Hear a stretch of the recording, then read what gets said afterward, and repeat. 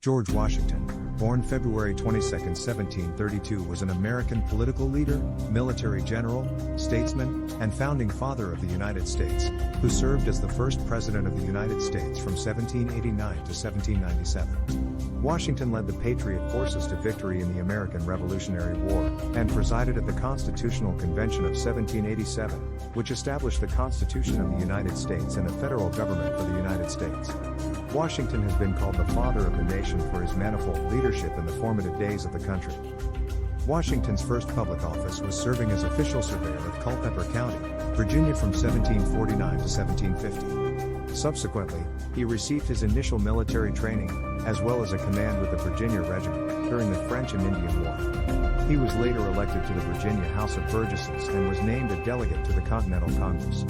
Here he was appointed commanding general of the Continental Army. With this title, he commanded American forces, allied with France, in the defeat and surrender of the British at the Siege of Yorktown during the American Revolutionary War. He resigned his commission after the Treaty of Paris was signed in 1783. Washington played an indispensable role in adopting and ratifying the Constitution of the United States. He was then twice elected president by the Electoral College.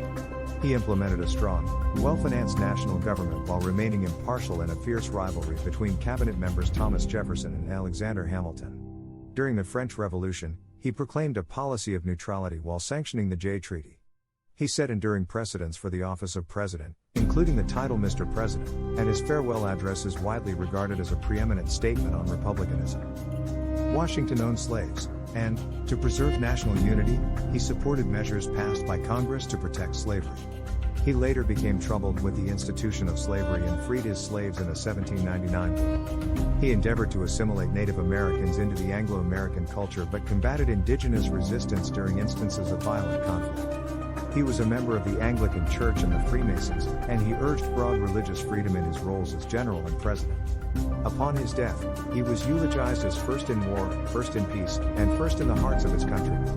He has been memorialized by monuments, art, geographical locations, including the national capital, stamps, and currency, and many scholars and polls rank him among the greatest U.S. presidents. On March 13, 1978, Washington was militarily ranked General of the Armies, an honor that has only been awarded twice in the history of the